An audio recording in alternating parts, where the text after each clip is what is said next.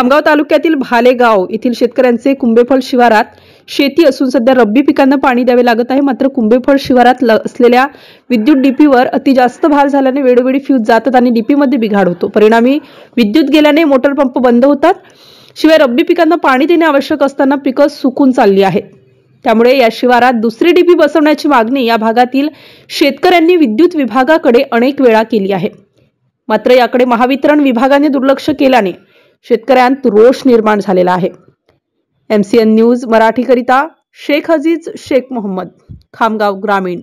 कुंभेफळ शिवार वाडे डीपी आम्ही वारंवार निवेदन देऊन राहिलो। पिंपळगाव राजा, खामगाव बायकर साहेबाला निवेदन दिलं, तरी पण सुद्धा शेतकऱ्याची कोणी हे नाही करू राहिलं, मदत नाही करू राहिलं आणि आमचे पिकं सोकू राहिले। रात्री 2-2, 3-3 वाजता येऊन फेस टाका लागू राहिले।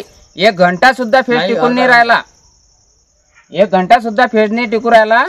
आम्ही वारंवार निवेदन देऊन सुद्धा कोणी केअर नाही घेऊन राहिलं। रात्री हे पा इकडे एवढं चेतलेलं आहे, या डीपी मध्ये जाय होऊन राहिला, या डीपी मध्ये जाय होते, तरी पण कोणी निवेदन स्वीकारून नाही राहिला आमचं।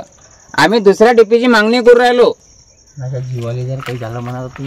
रात्री शेतकरी 2-2 वाजता 3-3 वाजता येऊन फेस टाकते, आपल्या शेताला पाणी देते, आपल्या शेताला पाणी देते। शेतामध्ये पीक पेरलेलं आहे आणि त्याच्यासाठी शिपा मारण्यासाठी रात्री थंडीमध्ये येऊन राहिला, रात्री बेरात्री येऊन इथं फेस टाकावं लागते, तरी कोणी ऐकायला तयार नाही।